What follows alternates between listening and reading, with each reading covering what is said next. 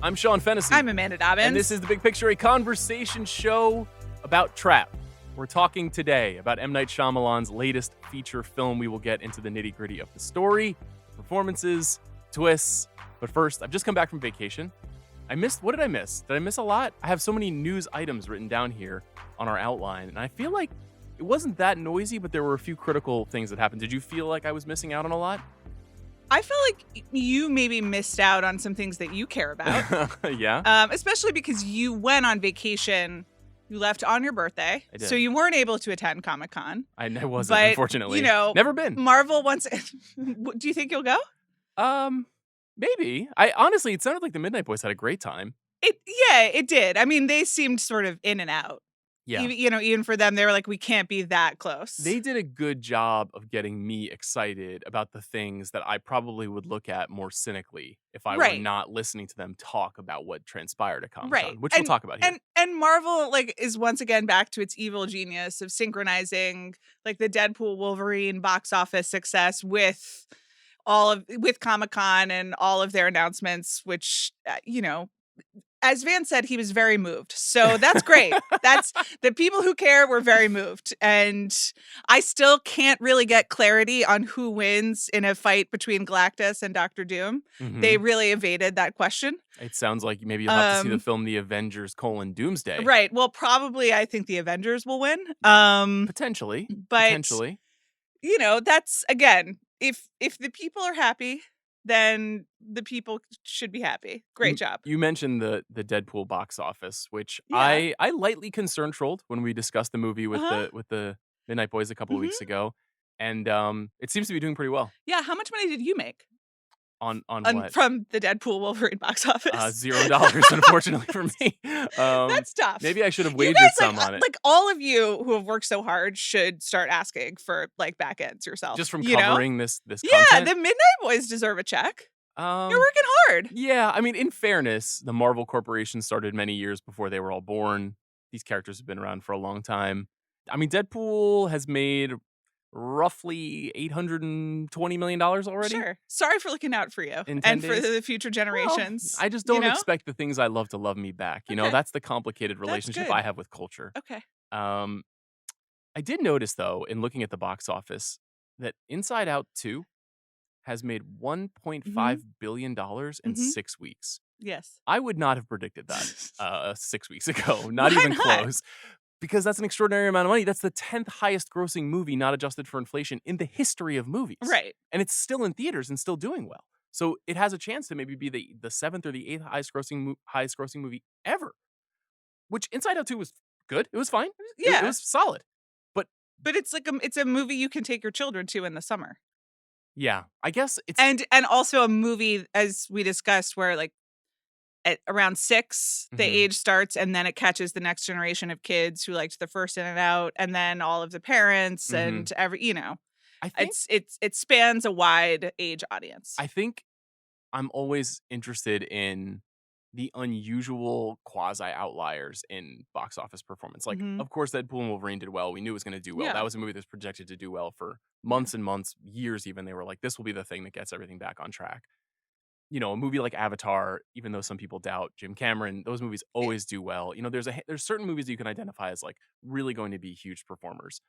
And then there are movies that are they're sequels or they're slightly unexpected properties. Like Jurassic World was kind of a version of this to me when they brought Jurassic World back. Well, I don't remember what happened in Jurassic World, but I do remember that it made a lot of money. In fact, it is also one of the 10 highest grossing movies ever. And that's the one with Blue. I remember that one. Isn't Blue in all of them? Oh, well, I can't testify to that, but I know she's in the first one. Do you know that Scarlett Johansson and Mahershala Ali will be in the next Jurassic movie? Yes, I do. Okay. And whatever. Okay. I think I'm just fascinated by the success of that movie in particular. There's going to continue to be movies that are going to do well this year. Probably nothing even close to as big as Inside Out 2. I noted it with interest, as I often say. Jamie Lee Curtis apologized to Marvel over the weekend because of her comments about how Marvel was in a downturn. Are you prepared to apologize to Marvel like Jamie Lee? For what? For your comments? Which comments?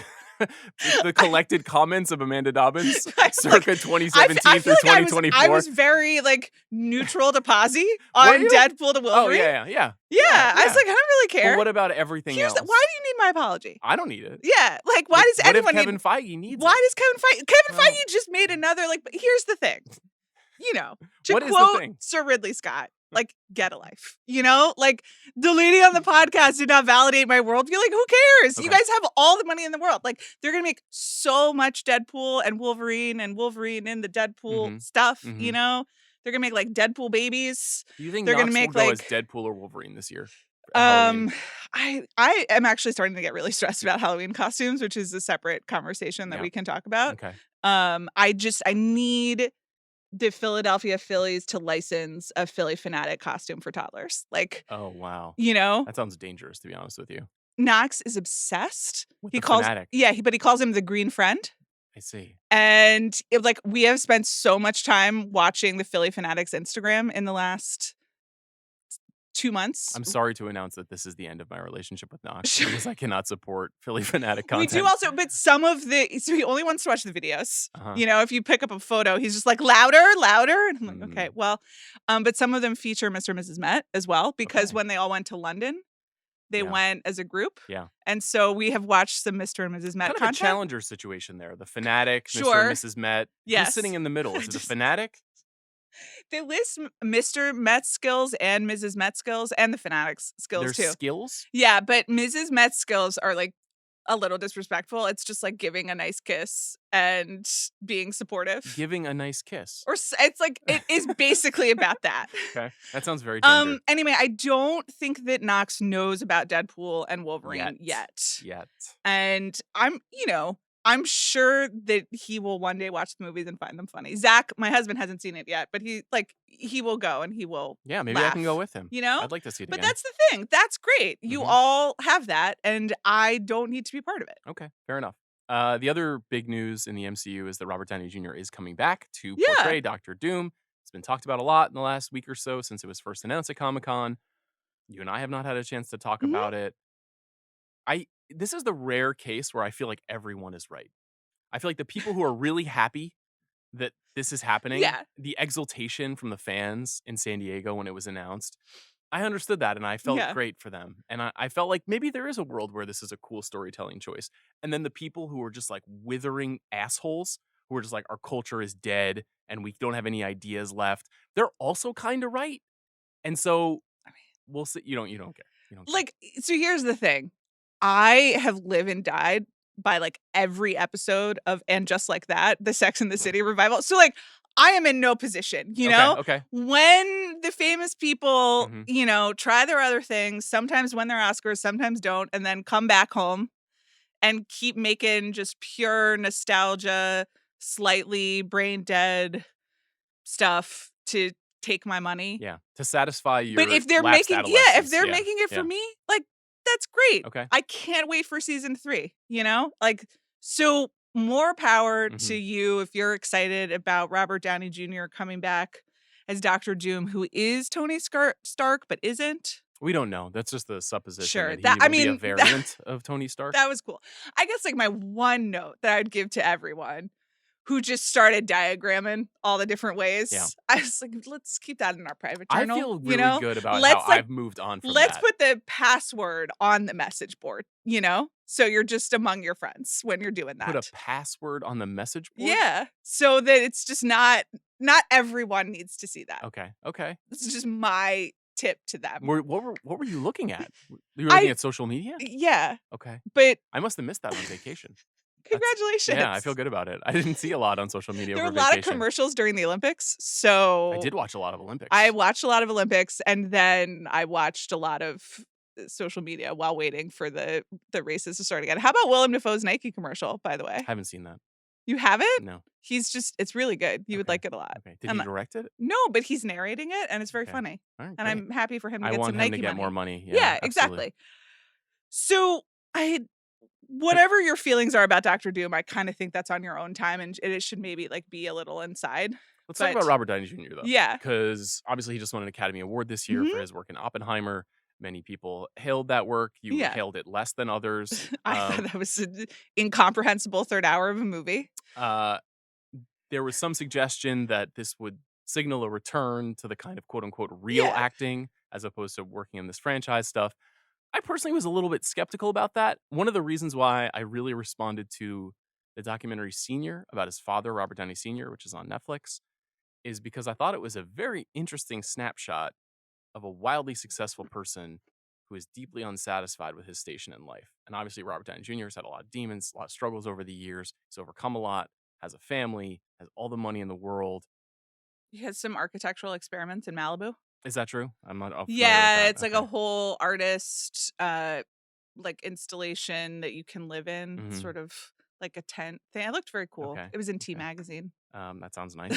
I'm glad he's putting that money to use. He just doesn't seem like a person who cares about what other quote unquote cinephiles want him to care about. Yeah. And who can blame him? Like, he wants to be adored and he wants to ham it up.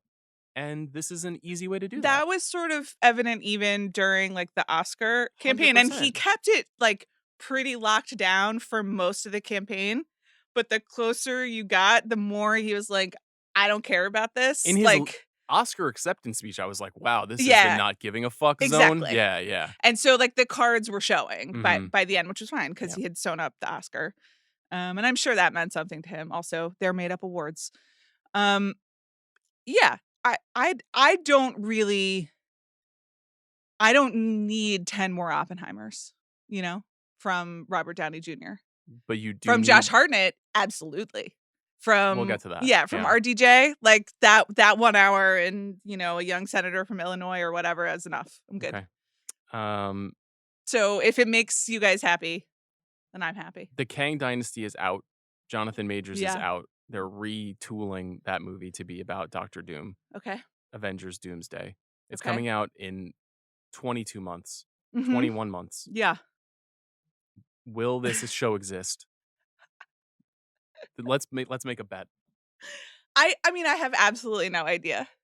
What they were announcing stuff for 2027 as well. Isn't that when like the Secret Wars happen? Correct. Yes. But didn't they already do the Secret Wars? They did Secret Invasion, which was a dreadful television And Olivia show. Colman was in that? She was in that, yes. And so they wasted that bullet. Yeah. As was Emilia Clarke, who Oh. became the most powerful figure in all of Marvel, and then we Galactus? pretended like that. No, to someone different. Who?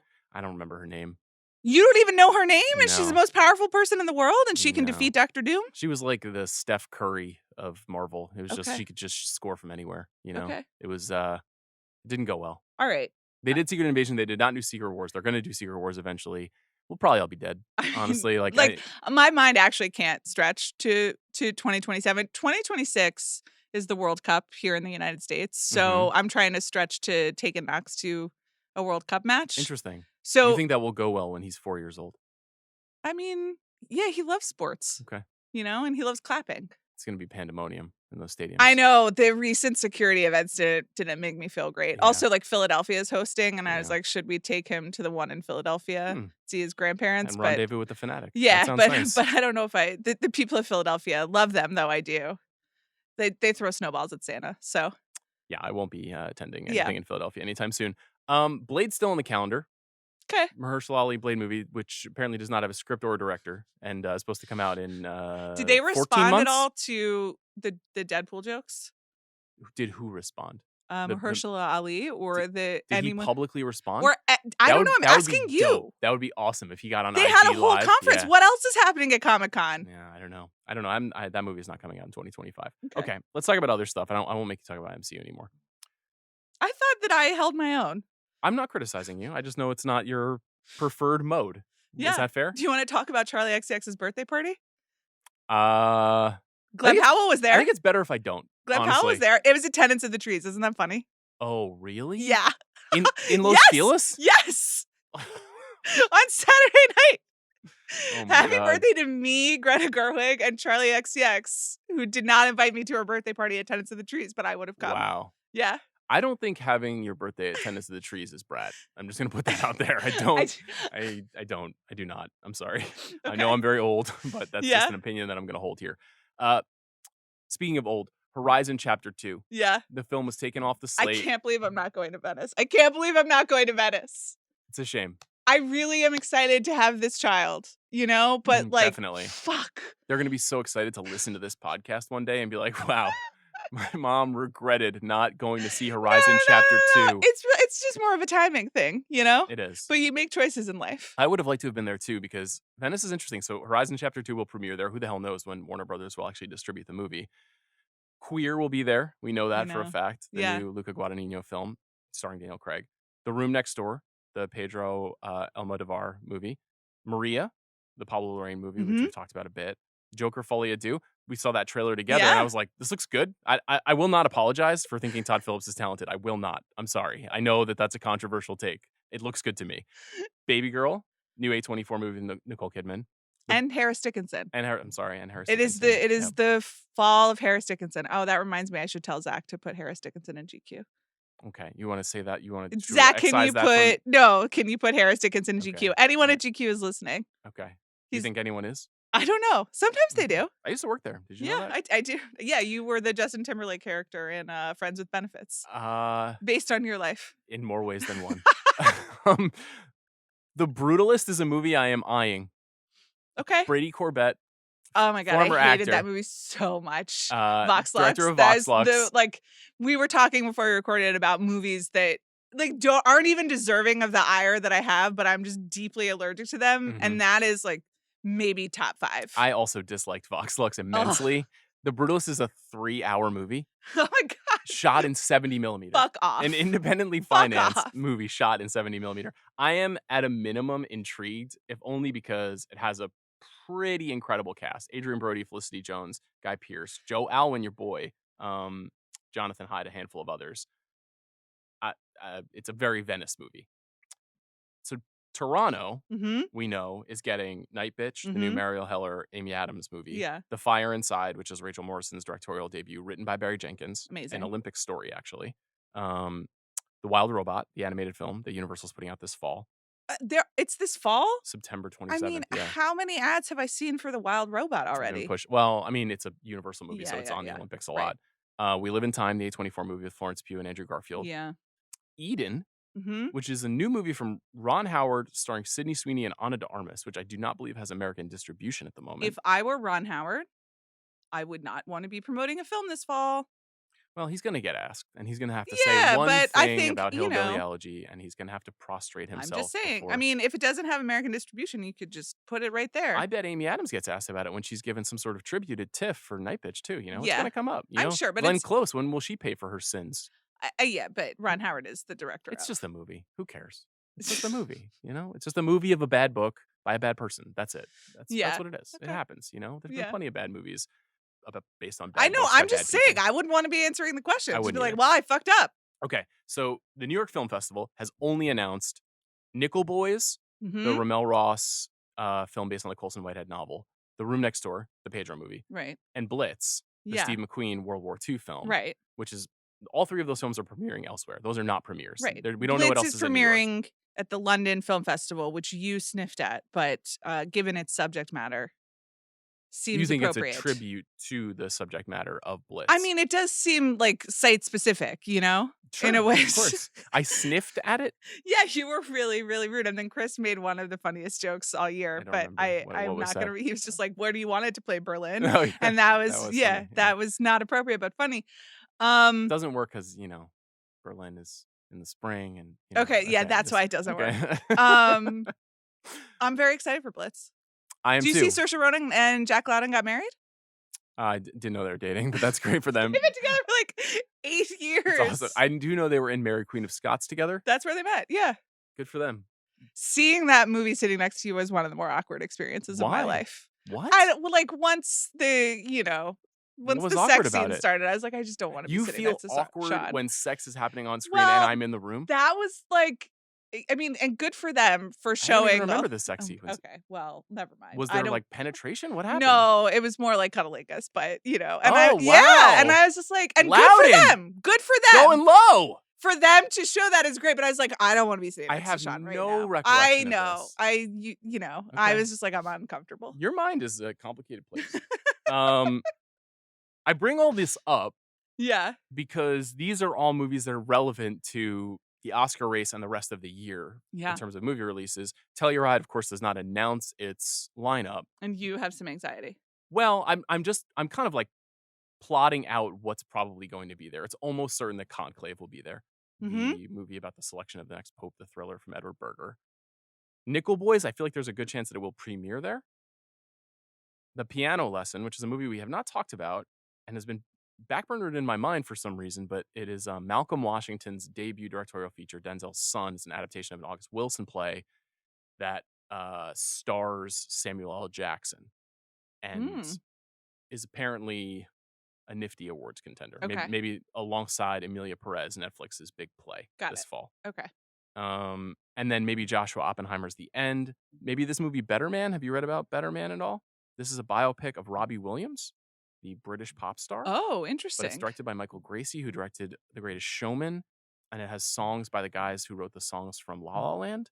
Okay. Maybe I got that wrong. I might have just gotten that last part wrong. It obviously has Robbie Williams' songs in it. But it's a Paramount movie that I wasn't really paying much attention to, but now there's some speculation that it's actually quite good. Robbie Williams is in it, and then there's another actor who portrays a young version of him in it, and he dealt with addiction. And and Robbie Williams is playing himself? Yes, in later life. Oh, interesting. I like Robbie Williams, and I do sure, I do too. Robbie Williams is like the really quintessential, like the UK. They just absolutely love it, and I'm just like nodding, like It is their culture. It is not our culture. Exactly. Obviously, with Millennium, he had like a very brief moment in the U.S., but was not a big star. But I just think it's interesting. It's also very rare for a Paramount movie to go to Telluride, but it seems like that could happen. I thought that was notable. And Piece by Piece, which is the Morgan Neville directed Lego animated Pharrell documentary. Yes, that's a really weird lineup for Telluride. Mm-hmm. I can't really figure out what else would be there, especially because it seems like at this exact moment, these movies will not be premiering at a festival. One Saturday Night, which was just confirmed to be a 2024 movie. You'll be missing out on that one, Amanda, which is Jason Reitman directing a film about the first ever... I'd like to take everything negative back that I said to this baby about his timing, because I'm just gonna... Listen, I like Saturday Night Live too. Have I seen a Jason Reitman movie that I like ever? I don't know. Oh, I've seen a few. I'm very, very mixed on his oeuvre. I some of his movies I really like. Some of them I think are not good at all. Yeah. I'm willing to give this movie a chance. It basically is the starter kit for the 2027 episode of 35 Under 35 on the big picture. Yeah. It's a lot of young actors who are very promising and interesting. That's the next time we're doing it? No, I just think that's when it would be most appropriate to put some of these actors on that list. It's a worst case scenario. It's a catnip movie for me. I mean, absolutely. I helped like put together a Saturday Night Live theme week at Grantland 10 years ago, and it was like a huge undertaking. I've read dozens of books about Saturday Night Live. I love Saturday Night Live. I've only recently just truly fallen off from watching the show on a regular basis, so I'm at least going to be curious about it. It's also the 50th anniversary of SNL this season, starting this season, so big year for them. But I don't think that's going to play anywhere. Maybe it'll go to Telluride, but it doesn't seem like it. Gladiator 2, probably not going to play any festivals, right? Yeah, why do they need to? I don't think so. Yeah. I didn't love how the trailer looked on the big screen yesterday. Can I tell you that? It started just before you walked in. Oh, yeah, I was late. Yeah. Okay. But, we weren't at one of your my fancy premiere theaters. Projection experiences. So we weren't. Yeah, they didn't. Maybe it'll be good. They didn't give any of those screens to Trap, which is their loss. That was unfortunate, but that's the cost of moving up 1 week. We can talk about that. Here, the Robert Zemeckis movie that takes place in one room over many centuries. Your we're ready to have like an emotional breakdown about the movie. Okay, I'm good. Kind of normally where I usually am with all Zemeckis movies. Okay. Like, why did you do this? What happened to you, sir? But also maybe it'll be good. Right. Nosferatu. Yeah. Probably not going to debut anywhere. I think that movie's going to do really well. Okay. Wicked Part 1. Yeah. Wow. Those ladies have just been everywhere in Paris. Ariana Grande. Yes, and Cynthia Erivo have like attended every event, sort of in costume. I mean, I do understand. Synergy. Yeah, of course. And it always says from Universal Pictures Wicked. Like they are making it work, but they're also working. Do you own Comcast stock? No. Okay. Maybe I should. Buy the dip? Think about it. Yeah. There's a lot going on in the world right now. The last movie I want to mention that I just getting ready for industry. So. That's a good point. I'm looking forward to that too. A Complete Unknown. Oh, that's right. Did we didn't. We've not had a chance to talk about this. Okay. It is coming out in December. This is James Mangold's biopic of mid-60s, early to mid-60s Bob Dylan, starring You're Timothy like Chalamet. tensing up right now. You're I like you're I hugging yourself. I feel so tense. I feel so tense. This movie is my crisis, and I'm trying to not. I can't help but overdo it Okay. because I watched the trailer and I was like, no, this is not right. Why? I What's wrong? that I don't. Tell us. That's not what New York looks like to me in that time in my mind, and it is not like beautifully lit. Okay. It's like a little dirty and a little gross, and he's a poor kid from Minnesota who came there, and it's not like a magical, like glorious spectacle of genius. Okay. Obviously, it was narrativized that way by the press, but I could be 100% wrong. It could be an amazing movie. I'm not as high on Walk the Line as you are, but it is Walk the Line, the Bob Dylan Yeah. version, and or at least that's what it looked like in the trailer. So I'm a little I don't know how to feel. I'm a little mixed up about it. Okay. Can you help me? No, because I'm one of the only 2 living people who is like, I really enjoy musical biopics by James Mangold. So Okay. I was like, well, looks like exactly what I thought he was gonna do. Mm-hmm. I thought Timmy sounded like pretty good. Mm-hmm. Yeah, he sounded okay. You know? Yeah. And it was like and it was very much that Joaquin in Walk the Line thing where he's I mean, almost mimicking, but it still sounds like the person while also singing in the style of, so I was okay with it. I didn't dislike the singing. I did like what I saw from Edward Norton. I do think Yeah. that I could be a very mean, good performance. the bald cap is quite He something. looks good.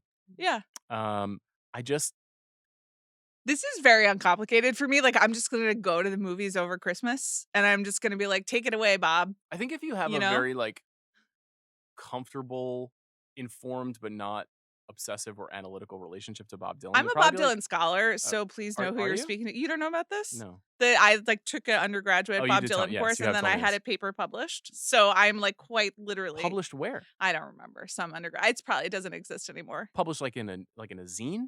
No, like in some sort of undergraduate journal. I never really followed up on it, An but undergraduate journal. of sorts, maybe. Well, someone needs to go track down this work of And this was like scholarship. at least 20 years ago. My professor wrote and was like, "Do you What care was if the we submit subject of the this?" paper? I don't remember. It ain't me, babe. But I don't remember what Well, beyond of that. course you're excited for this film. That's exactly what this is. It's that era. That was the other thing. I mean, I'm a person who, you get older, you go through different phases of when's your favorite Dylan period? Like, is Yeah. it? And there are times when this period that is portrayed in the movie is my favorite period, but not right now. This is not a period that I'm super interested in watching be portrayed on screen. You can just read too much about something, No, I It's know. kind of similar to the Marvel thing, where it's Yeah, just no, like I know. you're a little too. Was listening to Greenwald talk about Deadpool and Wolverine. And in Yeah. a way, I was like, you've read too many comics, dude. And I don't mean that in a negative way. Like sometimes you can just read too much about something you care about, and it completely like refracts and distorts your enjoyment of something about it. It is the curse of getting what you want. Yeah. And your movie tastes in various forms, you've just been getting what you want for like a long time in various forms, but this one is very close and also not quite close enough. It is. That's a really good segue to the news that broke today, which is that David Lynch, Mhm. speaking of getting what you want, said that he will not be making any more films today unless he can do it remotely because he was diagnosed with emphysema, and so he is particularly like COVID in particular would be very damaging for him. Yeah. So he can't really go out in public anymore. So it's long been speculated that there would be another David Lynch feature. Yeah. He hasn't made anything in quite some time, and it seems like that's not going to be the case. And then also last week, I saw that Martin Scorsese, during a screening of some kind, announced that he would no longer be making big productions. That like films that had lots of extras and big production budgets, he no longer felt like he could do that. He was going to focus on small, intimate stories. He's obviously made very good small, intimate stories before, but that's notable to me that like two people who are in my dork canon, Right. who I always look forward to, like I kind of like clock my calendar over the years based on what they're going to do, are not going to be making movies anymore. I was a little saddened by that. Yeah. I mean, we are all getting older together. Yeah. Yeah. Who will be our Kamala Harris in the film world? Will it be James Mangold? It could be. Yeah. Well, I guess she hasn't announced yet as of this recording who the VP is. Are you willing to be James Mangold's Josh Shapiro? Is my question for you. I'm really next question. Later I've this talked week, enough about Philadelphia already. I don't really have. Actually, and we have more Philadelphia to come. So I we will certainly be do. yeah. I did want to note that we're going to talk about Sing Sing later this week, Yes. which is essentially the first big challenger to Dune Part 2 in the Oscar race. It's been a slow first 7.5 months of the Oscar prognosticating. We've hardly done any of it on the show because there hasn't been much to talk about. Yeah. I do think this is the first film that will at least be a part of that conversation. Last year at this time, we had Oppenheimer, we had Barbie, and we had Past Lives. So we're a little bit behind. The fall festivals seem like not a lot of locks there. It's going to be an interesting year. It is. It is. Maybe that's I'd fun. love for everyone to go back and watch Challengers again, you know?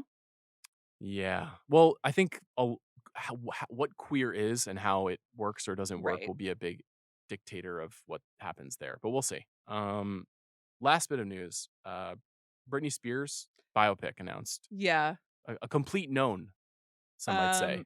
Based on The Woman in Me, her memoir. Yeah. John M. Chu directing, who has most recently directed 2 Wicked films. Another director who sometimes I like and sometimes I'm not so fond of what he does. Britney seems involved, which I think is good given everything that we know about Britney Spears' life for the past, 30-something years, however old she is. Did you read that memoir? I did not. Moments of like really fascinating and dispiriting clarity, and then like clearly a lot of things that she was like, I don't really feel like talking about this. So for example, anything having to do with her music or like her performance or really like her career, she'd just be like, yeah, it's like a paragraph. I rehearsed that really hard. And I'm like, I know, but I would like to hear more about the MTV Awards where you danced with the snake. That was like a hugely important cultural moment to me. So this will probably be more emotionally focused. The moment when Britney Spears danced with the snake was a hugely important cultural Yeah, that moment doesn't for live you. on for you? It's an image I can see in my mind's eye. I don't know. What did it represent?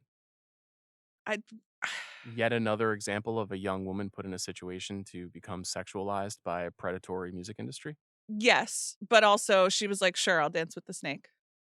Ruthie met the snake recently. What? Yeah. There's a picture of Ruthie meeting the snake at a party. That snake is alive? That snake goes on party tours. That snake is still making money. That's how central it was to like our formation of womanhood. Listen, it wasn't a great time to grow up, but here I am. You did it. It explains a lot, actually, hearing you say that was a formative moment for you. It really, do you know how much time I spent watching TRL? Yeah. And that really is the difference between us, isn't it? It was only 2 years, but like I lived and died by what was going on. That really is the difference. So that's very notable. I was watching MTV nonstop between 1993 and 1998. And you were watching between 1997 and 1996 and 2001? Probably 98. Yeah, that's interesting. Anyway, in the last 15 years, we will have had musical biopics of James Brown, Elvis, Biggie, Tupac, Aretha Franklin, Brian Wilson, NWA, Whitney Houston, Elton John, Queen, Amy Winehouse, David Bowie, Bob Marley, and soon Pharrell, Bob Dylan, Michael Jackson, Madonna, the Beatles, and Britney. This is not good. Like I know I'm just looking through. I liked the Brian Wilson one. One of the rare films that did not follow the traditional format. I liked one half of Elvis. I didn't, but okay. I mean, he was good as Elvis. Austin Butler was very good. I didn't think the movie worked. Okay. I feel like Rocket Man kind of got forgotten. It certainly did. It wasn't bad. It's going to be a long, long time before I see that movie again. me too. Yeah. Yeah, I didn't really like any of the rest of these. These movies aren't good. Yeah. They're not good. Michael Jackson is a tremendously complicated person. There's so much fascinating work about his life. That one's going to be really tough. See, but like, we can't help ourselves because I'm like, I want them to make the Madonna one, If she directs it? You want to see that? I mean, in some ways, that's more interesting, right? I guess that's true. You I know? guess that's fair. This is, I understand why the trend persists. A lot of these movies have done very, very well. We talked about Back to Black earlier this year, the Amy Winehouse movie, a terrible movie. Really, really bad.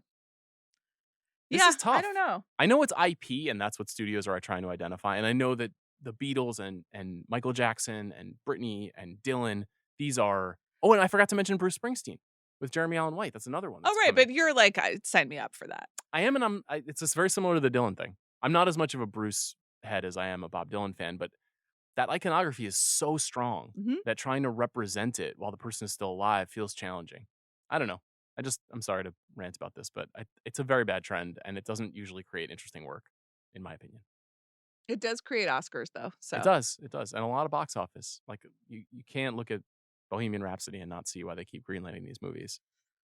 Yeah, I don't. The Britney thing is just very complicated, and I'm not particularly optimistic about it. But I mean, John Chu and a Universal movie, like it'll be a big fancy production. You know what I mean? Like it's going to be a legitimate thing. But you know, like the moral of literally everything of the last 5 years is like, leave this person alone. You know? Yeah.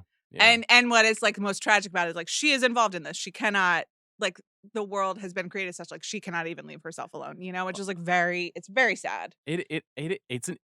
If the movie were more about that, if it were a film, and maybe it will be, but if it were a film about the paradox of stardom and being chewed up by the systems that create that stardom and then need it to survive, and then what that does to a person, that would be an interesting movie. But I don't think it can be with Universal involved. And I mean, she tweeted about it, so I think she is in some way. I'm sure she's an EP. Yeah, no doubt. If they're licensing her memoir, I'm Which, sure she's like, an EP. Again, given everything, it's she should have some agency in it. Totally, but it's just not going to make an interesting piece of work. Yeah. So I don't know. I'm sure fans will love it, and that's really all that matters ultimately. If you love her music, you'll get to see. I love her music.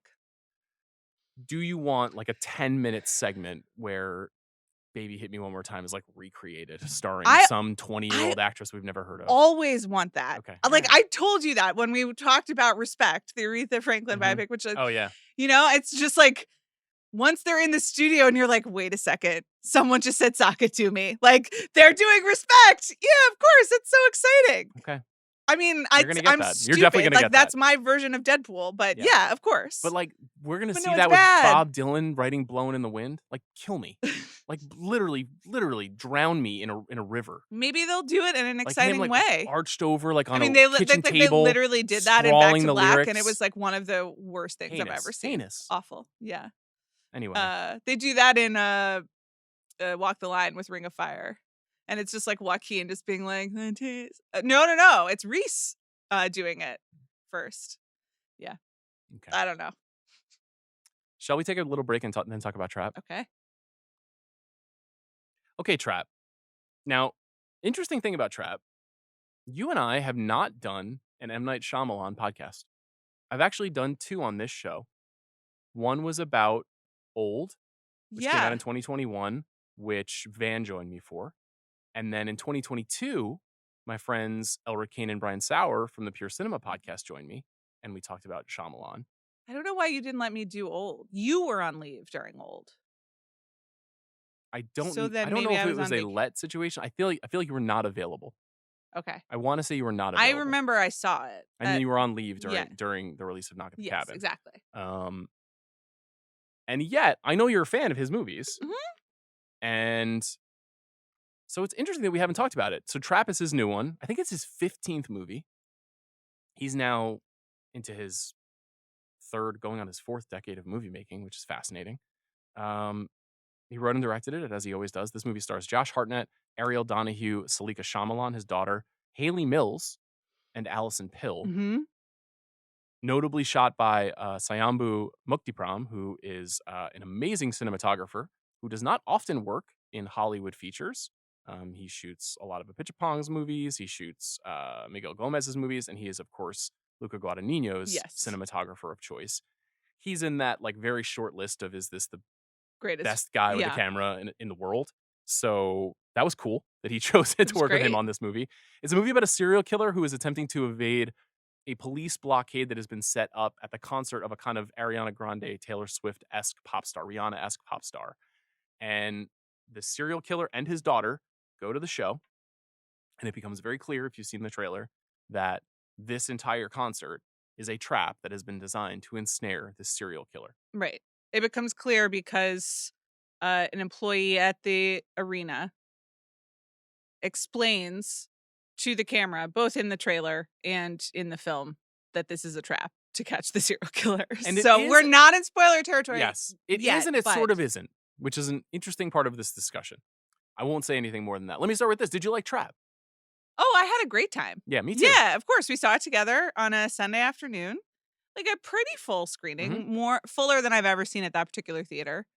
No, I thought it was delightful. I mean, if you want to go to an M. Night Shyamalan movie starring Josh Hartnett as a serial killer at a pop girl concert, then you will have a fantastic time. It is what it says on the label. Yeah. I think that I don't want to get tripped up by other people's reactions when I talk about this. In fact, I have not read any reviews, but I couldn't, and I was trying to avoid seeing anything about this movie. This is the first time, probably in years, that a movie that I anticipated, that had story and twists that I wasn't going to see a press screening for, one, because Warner's didn't screen the movie for press, but two, that I was on vacation for. And so I had to live through whatever 5 or 6 days without knowing anything about it until I got a chance to see it. Challenging for me, given how I engage with movie culture. Yeah. Um, But good for your vacation. It was. You would have been proud of me. Yeah. I felt like this movie was just like every M. Night Shyamalan movie, for better and for worse. Mostly for better, which is how I tend to come out on all of his movies since The Visit. Where he's clearly in a second era. He has, quote unquote, returned to form, where he's basically primarily focusing on intense thrillers. Those are the kinds of movies he's making. He put After Earth and The Last Airbender and those big sci-fi spectacles behind him. He's trying to make Shyamalan movies. And so every movie, you're getting something that is rare, which is like a mainstream studio released thriller that's on 3,000 screens that is an event. It's like my favorite thing. Yeah. So I'm always going to be interested. Almost all of these movies to me are like 3 out of 5 star movies.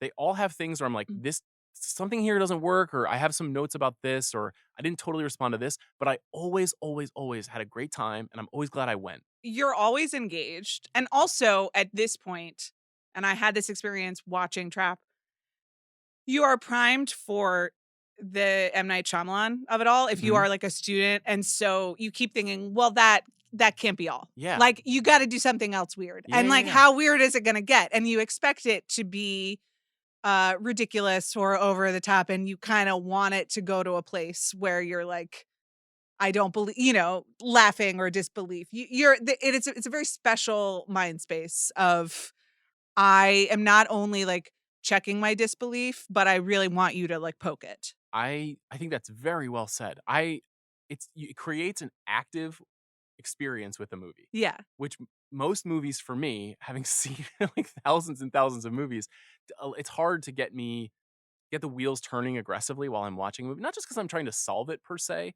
but because I'm trying to kind of feel what's around the corner of the next move and next act of the movie. And this movie, roughly 35 minutes in, 40 minutes in, clears the trailer. It clears what you've seen to that point. And then it's a bit of a ride. The second act of this movie in particular, I thought was very good. And it's kind of the case often with many M. Night Shyamalan movies because they're all high concept to an extent. But this one in particular, this is my highest possible recommendation. I got to the movie theater a little earlier than you. I was like, do you want a snack? I was getting in line to get candy. You're like, yeah, I'll have a Diet Pepsi. Got you a Diet Pepsi, got myself a Diet Pepsi. I never get Diet Pepsi. I never get anything other than water in movie theaters unless it's like a cocktail. So I sat there and I drank Diet Pepsi. And of course, I have to pee. Yeah. I had to pee so bad. I drank all the Diet Pepsi, and I'm sitting in an M. Night Shyamalan thriller, and you can't leave. You can't. Yeah. You can't get up. I was like, I can't, not just because I have to podcast about this, like, I don't want to get up. Right. But I'm in incredible pain right now. It's awful. It's the worst feeling. I really am sorry. I get it like 10 times a day. Yeah, it's the worst. And also, I'm old now. I'm like waking up at 4 o'clock in the morning. So the slightest, it was a small Pepsi still. Nevertheless, I would not for anything have gotten out of my seat and not seen what was happening and how the movie was going to unfold and what different steps were going to happen, because each scene matters. It's not Schindler's List. I'm not trying to make it seem as though it is this like a totemic work of art, but it's engaging. And it's also, it's it is genuinely fun and funny. And Very it's like funny. Shyamalan has talked about, like, he was really entertaining himself writing the script, and you can tell, like, it's not, like, meta, but it is aware of what it's doing. It's really enjoying it. The filmmaking is delighting in the same way that it wants the audience Mhm, to. mhm. And, like, it is also, like, genuinely laugh out loud funny in a lot of parts. So, at the beginning of Shyamalan's career, he was very famously compared to Steven Spielberg as this wide-eyed auteur who told stories from the perspective of children Mhm. that had kind of like mystical or um, these kind of like gorgeous renditions of scary worlds. He's always really been much more Hitchcock. And Hitchcock, especially when Hitchcock becomes kind of self-aware in Yeah. the 50s, is just making a lot of really funny movies. North by Northwest is very funny. And the whole idea of someone like Cary Grant being put in a position like this is one big wink at the audience. Casting someone like Josh Hartnett in this role Is is the just same thing. it's so wonderful. I couldn't get Hitchcock out of my mind watching the movie. The Josh Hartnett of it all is also one of those things where, like, oh, they made a movie for me, you know? Yeah.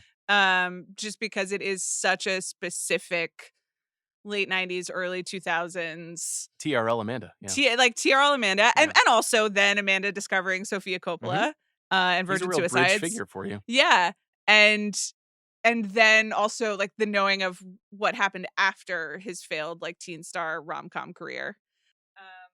So I did feel a little bit like, oh, this is really aimed at me as much as Mhm. it is like a fun thriller for Well, everybody. But I Yes mean, and no, because of the character that he portrays, and like we're kind of lurching sure. Are towards we spoiler going ter- to Girl Dad? Well, It I mean, the movie is a few things, but one thing that it really is, is this great big showcase for Hartnett, yeah. who was we were told was the next big thing in Hollywood in the early 2000s. Mhm. It didn't really work out. He made a couple of movies that I like that you like, but after like Wicker Park and Lucky Number Slevin and a couple of those movies in the late 2000s, 40 and 40 days and 40 30 nights. Yeah. days and 30 days No, of it was night. 40 days and 40 nights because Oh, it's like 40 about days and 40 Lent, nights, but he right? also Yeah. made 30 Days of Night, which is a vampire Oh, movie. yeah. Um, I mean, Pearl Harbor, that yeah, was not a tough. good film. 30 Days of Night, I think, is actually like his last big studio movie that he was in. I think that's like 07, 08, 09. 07. And then he kind of goes into obscurity. And now I want to cite three people who have brought him back. Mhm. The first and most important is Guy Ritchie. Because Guy Ritchie cast him in Wrath of Man and then put him in Ruse de Guerre and really utilized his quote unquote iconography in very smart ways, especially in Ruse de Guerre. Then, of course, last year, you mentioned before, he was in Oppenheimer. He's great in Oppenheimer. He's the tallest man in America in Oppenheimer, surrounded Yeah. by all these scientists, as Dr. Lawrence. And now Shyamalan. Well, did you watch The Bear season 3 on I haven't vacation? seen it yet. I know he's in it. You haven't spoiled that for me, but I You did know know, he's in it. Yeah. just So and thank you to just Chris Storer and as well. and Yes. that sweater, just Um, he's an immaculate guy in a sweater. I look forward to it. I underestimated my ability to watch an entire season of television while in a house with 10 children under the age of 6. Okay. That Yeah. was a huge error on my part. Yeah. I watched 0 minutes of any non-Olympics television Okay. all week. Did you watch any films for children? So many. What were the hits? Split decision because it was 5 boys and 5 girls. The Mm. boys were locked in on the Ice Age movies. Okay. The boys are a little older. Yeah. The girls, Moana, Frozen, Tangled, Oh. the Rapunzel movie, and a little Encanto. So what's playing in your house now? Like, what were the Well, takeaways? nothing because we watch too much TV on vacation. So Okay, got it. we're trying Sure, to yeah, yeah, table yeah. that for the moment. Yeah. But we're princessed out, man. No, I know, but like, Yeah. is like, are we moving towards Tangled? Like, did Rapunzel capture her attention, or Yeah. Well, is Rapunzel a princess? I mean, she she's in the is. tower; she can't help herself. Well, But she is the lost princess of the king and queen, and oh, Mother Gothel has kidnapped her and siphoned ageless power from her due to her hair. right. That's why her hair continues to grow because Mother Gothel needs that power. This is a whole other pod. I should do a Okay. Disney princess pod. I'm fucking locked in right now. And Rapunzel is different than Rumpelstiltskin. Yeah, What? tune in to JMO third hour. We'll do the Princess Week. It'll be amazing. Women Wednesdays. Yeah, it's Women really Wednesdays. exciting. It'll be amazing. Are you prepared for when if Kamala wins, then the JMO is just all Women Wednesdays? Yeah, it's very exciting. Who will replace me and Chris? It'll be you, and who will be joining you? It's TBD. Maybe Probably Juliet Hillary will step Clinton. in. Oh, Hillary Clinton. Yeah, that'll be good. Yeah, well, she's a big fan of your work. Hartnett, he's exceptional in the movie. Oh my god, he's so good. I thought he was terrible in the first 20 minutes. But that's what's so funny about it. And this movie is very wisely the tipped. first 20 minutes are Josh Hartnett being an awkward dad who is like also very clearly a serial killer from the beginning, accompanying his daughter to a concert. And I was like, is it just a little too close for you? You know? I spent so much time thinking about you accompanying Alice to various concerts. I mean, and trying to make the jokes and trying to do all the things. It was really, it was powerful. I mean, that will happen. I know. I know, that was what was so great about it. I would feel much worse about relating so deeply to a movie about a serial killer if I didn't already know that it was designed that way, and M. Night Shyamalan in some ways relates to this serial killer. Like, this is a very intentional construction that he has created. Yeah. And, the thing that I liked most about it is this movie is like a genuine and at times sentimental treatise on being torn between like striving for success in your chosen field and also that like pull of being a great parent. And the weird duality of that, except in this case, the striving for success is a serial killer trying to successfully murder people without being found out by his family. That's so funny. That's super funny that M. Night Shyamalan was like, this is me. And then... because he cast his own daughter in the movie. He builds like a large part of the movie around his own daughter, an aspiring pop star, who is the Taylor Swift or the Ariana Grande figure, and like does a lot. She has to carry the second act of the movie. Yes. It's and then he also puts himself in the movie, in the traditional way, but like he plays a larger part than usual, I feel, because he's really drawing the connections between the dad and the daughter. I mean, it's delightful. It's so funny and so sick and crazy to watch as a father of a daughter. Like, it really is a father of a daughter movie in multiple ways. I think we'll probably start to get deep into spoiler territory. So if you have not seen Trap, we've just given you an hour of conversation. I hope that was enjoyable for you. Go see the movie. We both recommend it. Yeah.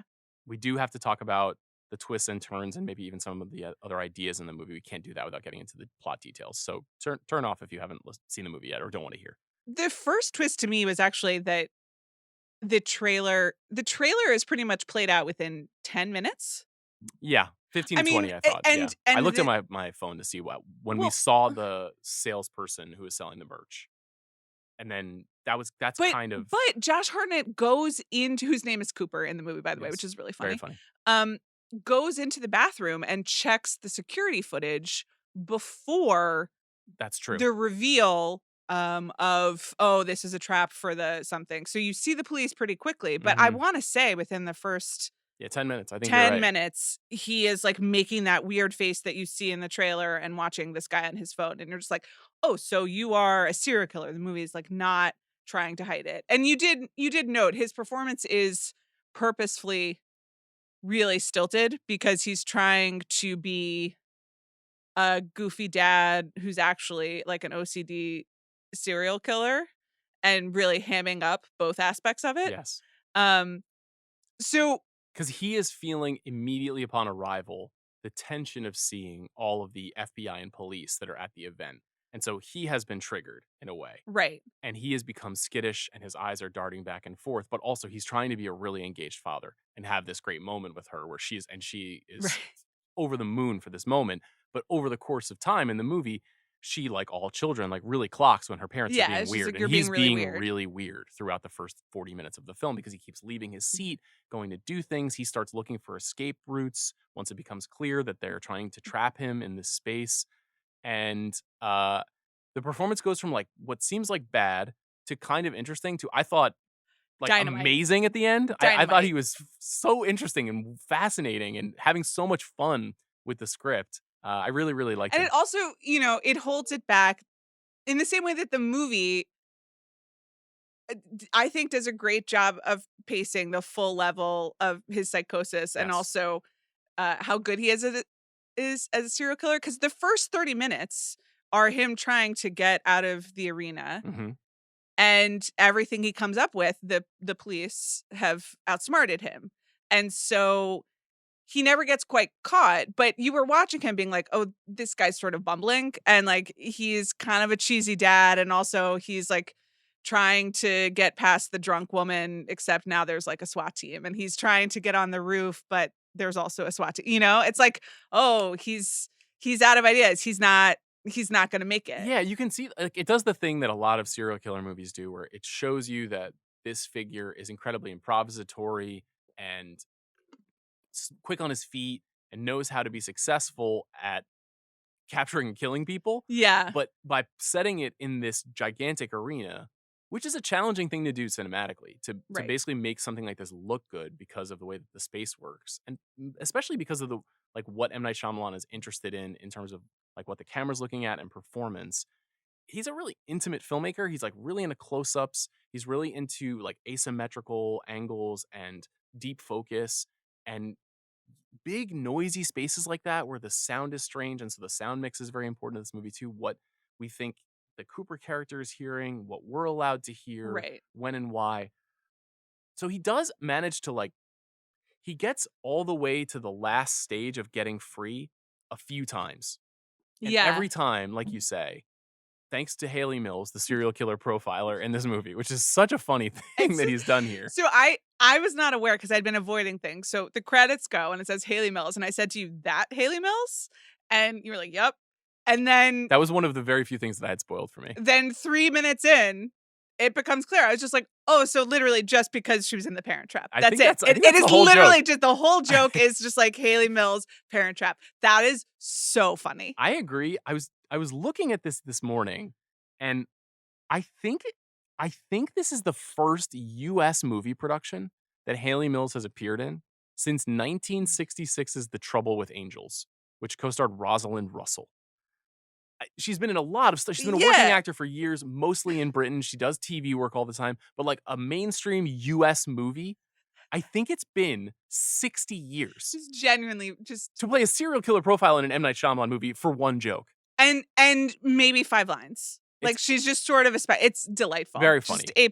If you don't think that Shyamalan is having fun, all you have to do is see this. Yeah. See that, of course, this is like it's a serial killer thriller. You're meant to be on the edge of your seat, but also it is in so many ways trying to make you laugh while you're going through it.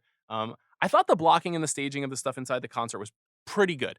I think it's Yeah. very hard to do.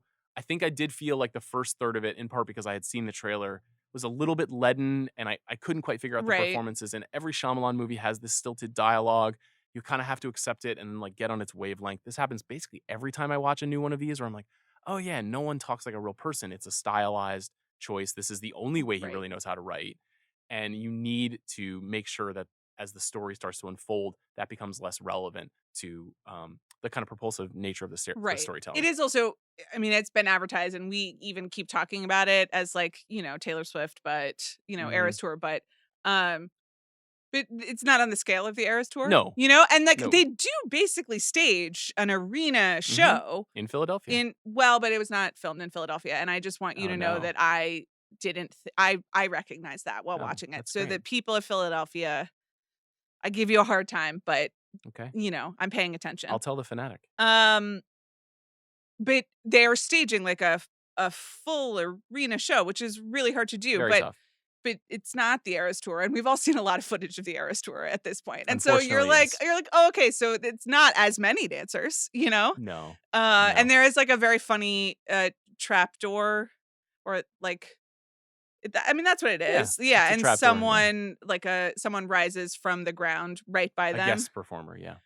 But it's like, it's a pretty rickety trapdoor. It's like, Yeah, I mean, this is a modest. I think it's like a $30 million yeah, movie. which is fine, yeah. and that's like also that probably like true to the character. Like it's not the Eras Tour, but you're watching the same stuff for like 30 minutes, and you tend to notice the differences. Yeah, I mean, I felt like the movie really picked up when Hartnett conspires to have M. Night Shyamalan's character, who is the Lady Raven, the Salika Mm-hmm. Shyamalan character, her Uncle. uncle. I don't know how he identified that he was her uncle. Did I miss something there? Like he essentially goes up to him at the show. I mean, he's wearing the badge. He's okay. Let me go back. Yeah. This movie is fucking so outlandish. I mean, Like you got to put not just like suspension of disbelief. Like you Right. got to put disbelief like on Venus. Like it's ridiculous. None of it makes sense. Why the hell would police organize a trap for a serial killer in a space with 20,000 people? This makes no sense. it is apparently based on a real life operation that happened in the 80s where they invited like 100 suspected something to like an NFL thing. Okay. And then That sounds like the film Black Sunday. I mean, maybe it was. Okay. But I was just reading Wikipedia primarily to confirm that this was not filmed in Philadelphia. I see. But I agree. There are also You got to roll with it. we'll get to the revelations, but I have some other notes about how certain participants in the scheme would or would not be allowed to be there. Absolutely. Yeah. There's a lot to take apart. And it's okay to take apart a movie like this and still say you had a good time. That's Yeah. honestly how I feel about it.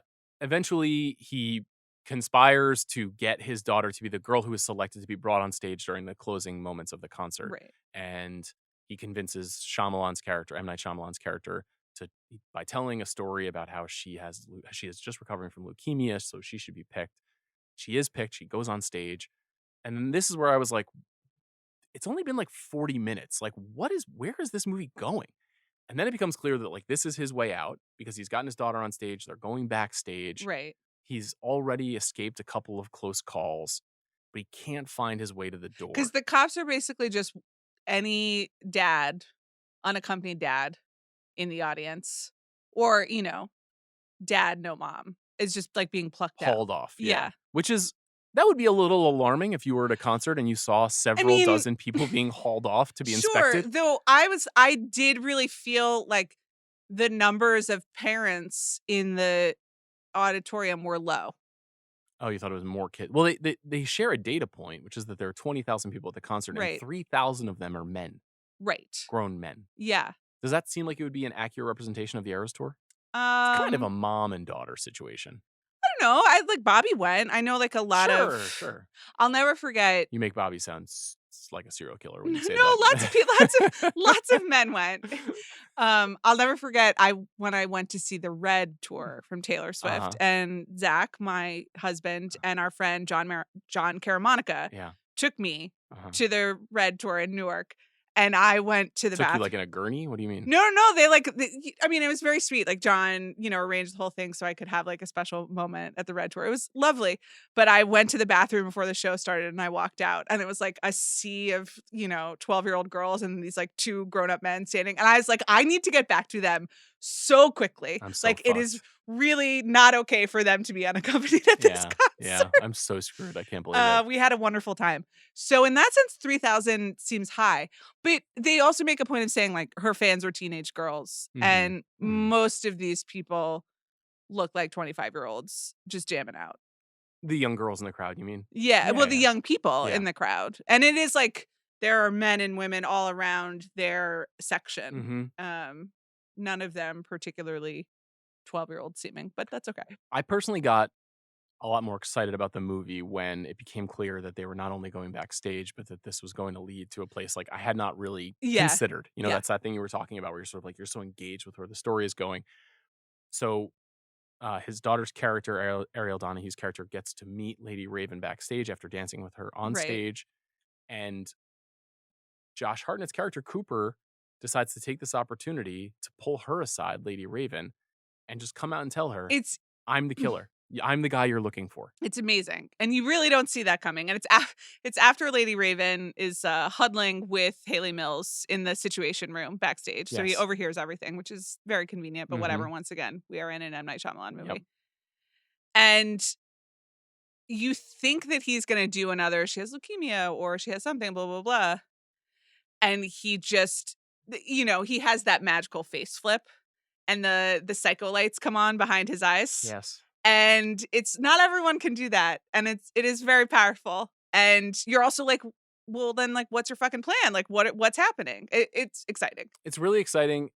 It becomes a bit of a cat and mouse movie from there on out, effectively between Sulika Shyamalan and Josh Hartnett. Yes. Alison Pill also eventually plays a big part in this, but this is I mean, there have been a lot of jokes about like the Nepo baby quality of this movie. Yeah. Earlier this year, M. Night Shyamalan's other daughter directed a movie for Warner Brothers. There's been some speculation about that. There's the Watchers billboard ad in the film. In the movie, yes. So like the Shyamalan family industrial complex is very taken care of here in the execution of Trap. I thought Sulika Shyamalan was okay. I think it's like a big ask to be like, you are Rihanna and also you are face to face with a serial killer. Yeah. That's a hard part. I thought she was adequate and definitely made what I thought was the best sequence in the movie work really well, which is because Josh Hartnett's character has this person trapped in a basement. He threatens her with whether or not that he's going to kill this person unless she comes along with him and becomes essentially his life vest, his body armor to get him out of the arena of the stadium. So they get out and she decides to go to the house where he lives. I guess trying to determine if there's any way she can do something. She can alert the family. She can find a way to free the prisoner, whatever it is. And she somehow manages to get his phone in her hands and she runs to the bathroom and locks the door. Right. And in that moment, because he had been taking a photo, his phone is still unlocked. And she goes to the app where the video is of the man who he has ensnared. Which is password controlled instead of face recognition, which I thought was a real validation for me and my ethics. Because you are an OCD serial killer? No, that's another thing. I don't do any of the touch swipe face ID stuff. Yes, we know. Well, I know, but neither does the serial killer. So, you think that's a validation of your actions? Yeah, it means that the higher security, he's thought through it. I thought I was going to be the one identifying with the serial killer more on this episode. Eventually, Shyamalan does a smart thing. He doesn't show us anything that's happening outside of the bathroom. He keeps the camera on his daughter's face as she tries to free the prisoner, alert the authorities, get the hell out of there. This is where Hartnett's psychology starts to become a much bigger part of the story, and the movie started to feel a little bit more like Split to me, the James McAvoy thriller. Right. Where you're seeing him kind of like verbalize and identify. Earlier in the film, we had seen visions of a woman who turned out would be his mother. Yeah. And that he is not well, particularly in a men's bathroom. He sees this older woman who would be his mother just washing her hands. And, something is off. And it's very like Hitchcock Psycho, pop psychology 101 stuff.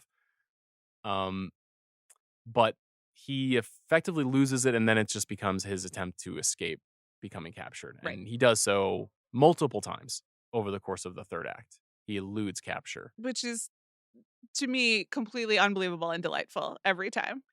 I think that the way this movie is shot in those sequences is better than in the first part of the movie. Yeah. Or at least it feels more comfortable for him. There's a lot of his tricks, like split diopter shots where two characters' faces are in focus in the foreground and the background, or like seeing Hartnett's face like in the bottom right corner of the screen, which creates like a psychology of like something is off or something is wrong here throughout the movie. This is like small stuff, but if you pay attention to it, like it's all very purposeful, it's all very designed, and does a really good job of getting you in the mind state of like a person who's hiding something.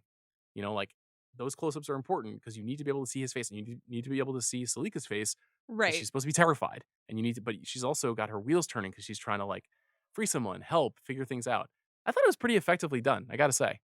Another thing that's very nifty about it is ultimately what the thriller is revealing, which is both like, is he going to get away with it? Mm-hmm. But also a little bit like, why is he doing this? Mm-hmm. And I typically, when the big reveal of a thriller is like, oh, well, it's a literal psycho who has mommy issues. I mean, it is, as you said, like the oldest story in the book.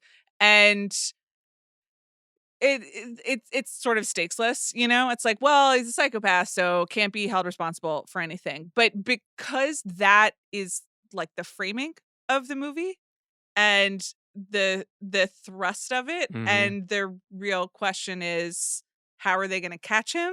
And are they going to catch him? Like whatever complaints people might have about the third act and the sort of like the dead mom showing up or whatever, which doesn't matter as much because like the movie's not staked on that big revelation. That's right. It is a movie about the psychological state of a person, but their psychological history is less interesting or relevant. Yeah. The parts that are important are the OCD parts, and I'm eager to rewatch the movie and see all Right. the ways in which there's an early moment. I don't know if you clocked this when they first arrive at the arena, and they get some food right after they've Yeah, walked and in. And he's she's doing done the this. napkins He's at doing the Shake napkin. Shack. Yes. Yes. He's doing the napkin at Shake Shack, and the camera is holding on him, folding a Yeah. napkin just so. And you're like, there's something wrong with this guy. Now, I am a person known to have expressions of OCD Sure. in my life, as you well know. I very much understand what is happening there, but the movie is very interested in capturing in miniature over the course of an hour and 40 minutes how that expresses itself and what it ultimately means. I thought it was really well done. Is it like a kind of like dangerous pathologizing of something that a lot of people struggle with? It is. Yeah, of course. Yeah, but it is also, I do think it's aware of it. Like it leads ultimately to like, I guess the last reveal is like, how did this all get set up? Mm-hmm. And it's his wife who has suspected him, played by Alison Pill. And this movie is about like psychopath dads, but also like just straight up bad moms. Because like it is revealed, in addition to Josh Hartnett's mom being like, I knew you were a monster pretty early, but what am I supposed to do about it? Which, is a good question. And I thought about that for a moment while I What are you was, supposed to do? I was like, well, what am I supposed to do? It's like, oh, how early is early? And then what am I supposed to do? So it turns out that Alison Pill who is Josh Hartnett's wife, has first suspected that he was having an affair. And then there was something about how he always smelled of cleaning solution. She followed, which is really funny. That was great. She follows him. She finds like an empty house. And he is a firefighter, and so he is aware of a lot of abandoned spaces, which is where he does a lot of his serial killing. It seems essentially that like she has also had a little bit of the spidey sense of like something is off here, and like maybe this is the person. So she contacts no, she doesn't even contact the police. She leaves a clue. She leaves a clue in the form of a receipt for this concert. And it was like, torn receipt. We'll just see what happens. And then just allows her child to, keeps living in the house, but then allows her child to go to this concert solo with the dad. Far 100%. The most ridiculous part of the movie. Ma'am, it's insane. You would never, I would never, in a million years, if I suspected that my partner was a serial killer, not only allow them to be around my child, but to be caught in a siege. Right. In an arena. Yes. For his life. Well, it's not clear that she knows that it's going to be a siege because she's just left the receipt. Right. But at this point, I'm like, I'm not allowing my child to go solo with you to a concert. There is another flimsy aspect of this, and that maybe this can be easily explained by just saying that Alison Pill told the authorities this, but it doesn't seem like she did. But what if he just bought tickets for his daughter and she went with a friend? Or she went with her aunt? Or she, right. How would they even know he was going to be there? It's all really, it's questionable. It's a thing you got to roll with. Yeah, but you do also, if we're talking about parents in this movie, like she's not winning Parent of the Year. No. Alison Pill is really good though at that, like nervous, smart. I fucked this up. And energy like the quivering jaw. Yeah. She's got those little like chiclet teeth, and it was very newsroom for me. So you find this out during what I thought was just like a tremendous scene where she's allegedly home alone, and again, you're like, okay, if your husband has just been arrested as the butcher, like there are cop car, like you're not. We've already seen their secret compartments in the house for sneaking in and out, tunnels everywhere. We know that you're not just going to be like left alone or whatever, but whatever. So she's making tea, then he shows up. It's very chilling. And they have like the heart to heart where he's just like in full psycho mode. And during this, he literally just removes his shirt and then neatly folds it on the table beside him, which is incredible sequence. It's just the most wonderful, hilarious. Once again, they've made a movie just for us. I'm really happy. A movie about a serial killer. Great for me. A movie about Josh Hartnett not wearing a shirt. Great for you. One of my notes for the first 30 minutes, I was like, there's no way that a dad like who looks like Josh Hartnett is like roaming around this arena, like uncommented on by other kids, by the other moms, the other parents. Like Yeah. someone's got to notice. And so then they did finally notice, and they just had him being like, here's how I plotted to kill all of these people with his shirt off, and then, you know, folded behind him just so.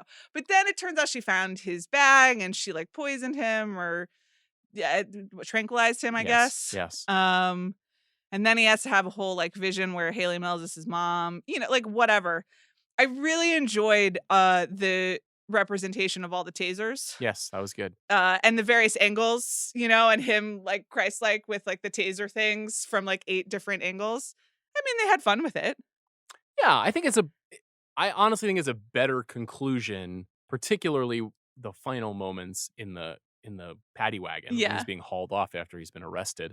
And he manages to, in standing up his daughter's bike and having a sentimental moment. Right. And also, well, a sentimental, but also slightly OCD moment. He's like, because like what he wants is to turn it upside down.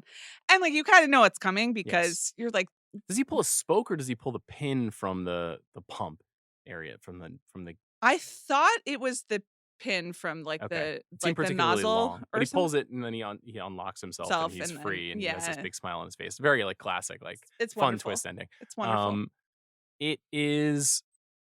I think that the movie overextends the third act a little bit more than I needed. I thought particularly the like grabbing Salika shot Lady Raven in the car, in the limo, and then driving right into traffic in the middle of Philadelphia. Like, is that something a firefighter but then he would escapes. Do? But then, just barely. Like, there's a little bit but of when he got out, I was like, woo! You know, that's when I was just like, this is absurd. I heard you say like, what? Like, when he got away, yeah.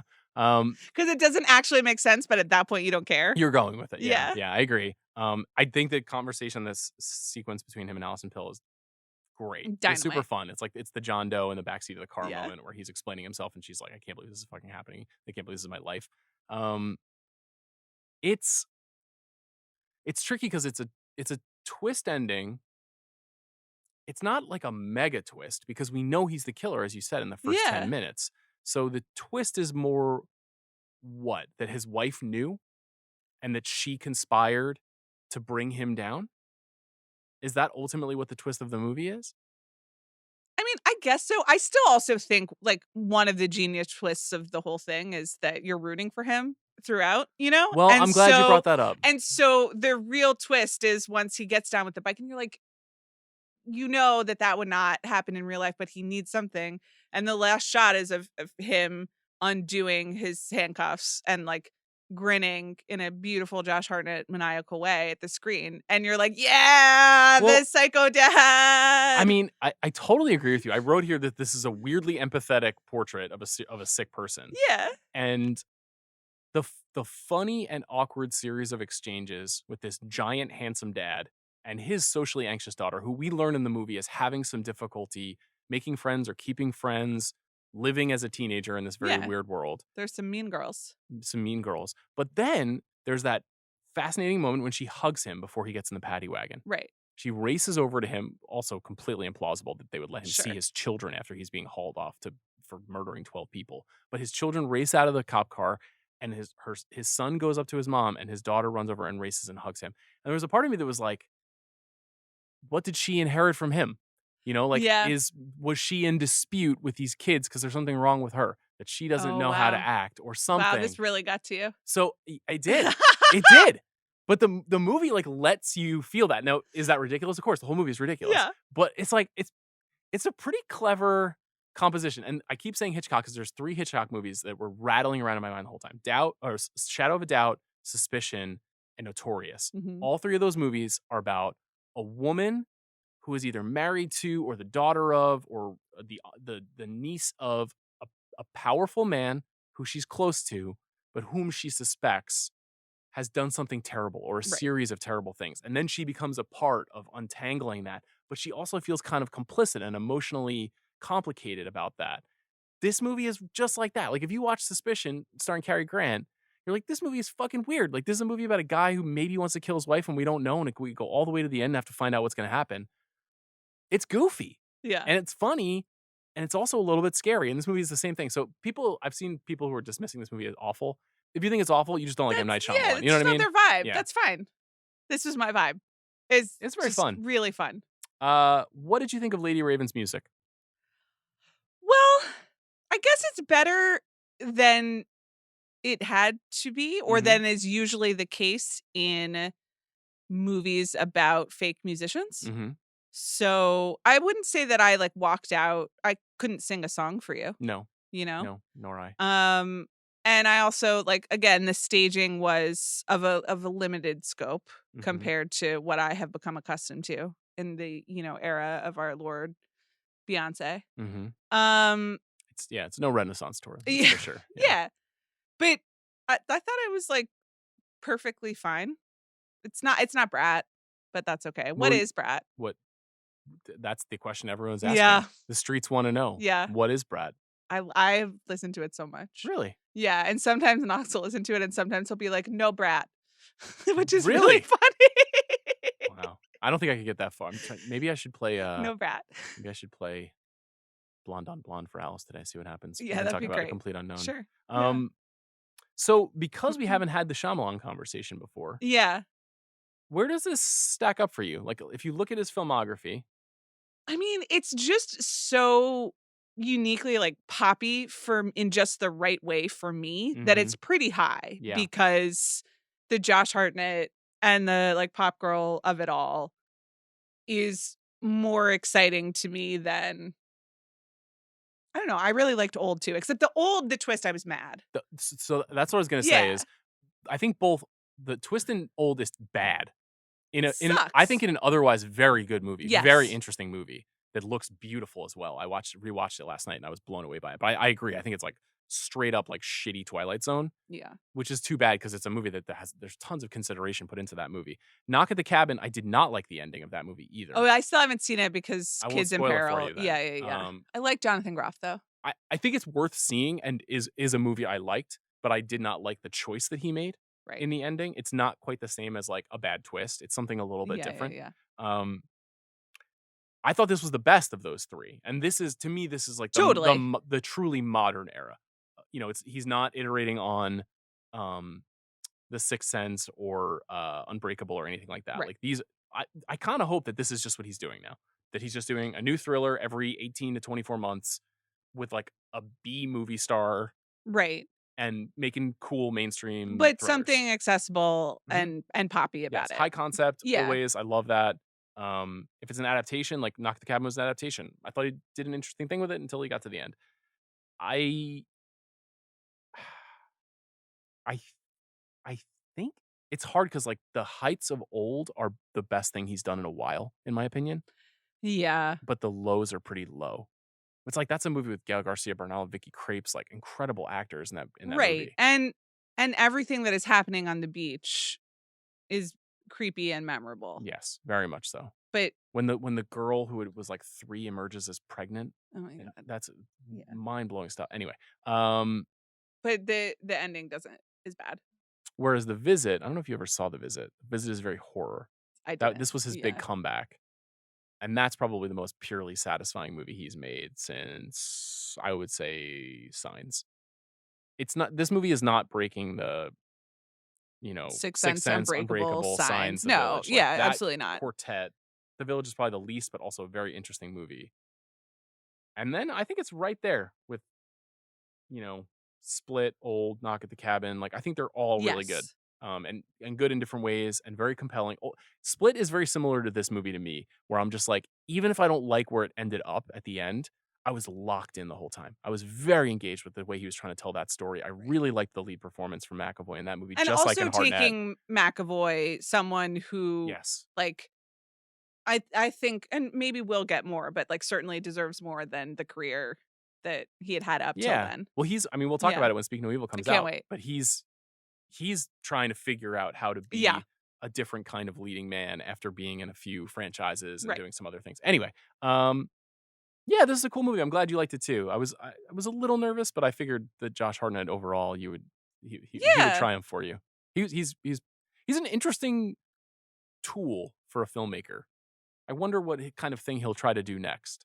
Right. He's like this is the right scale, I would say. He's like soft Adam Driver. You know what I mean? Because there is something so like big, like the Yeah. scale of him. Yeah. Did you see the anecdote like on one of the talk shows?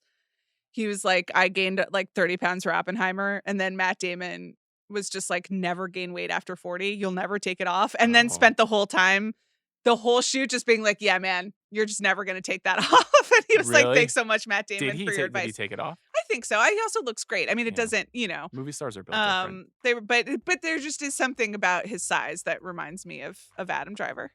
Yeah, I mean, it's very rare to see a 6'4" man in a movie. Right. It just doesn't really happen that much. So, well, that's Trap. I'm glad you enjoyed it. It was great stuff. As I said, later this week, Sing Sing. We'll talk about some movies we missed. How are you feeling about the movies we missed stuff? I mean, I've seen some movies. Yeah. That's Anything what I you liked? Did I see anything I liked? Real mixed bag this year. Yeah. I'm trying to keep my heart open. I really liked Trap. So yeah, that's great. I'm happy for you. Thanks to Brian Waters for filling in for our producer Bobby Wagner on this episode. Bob's on vacation. Stay tuned. We'll be back later this week.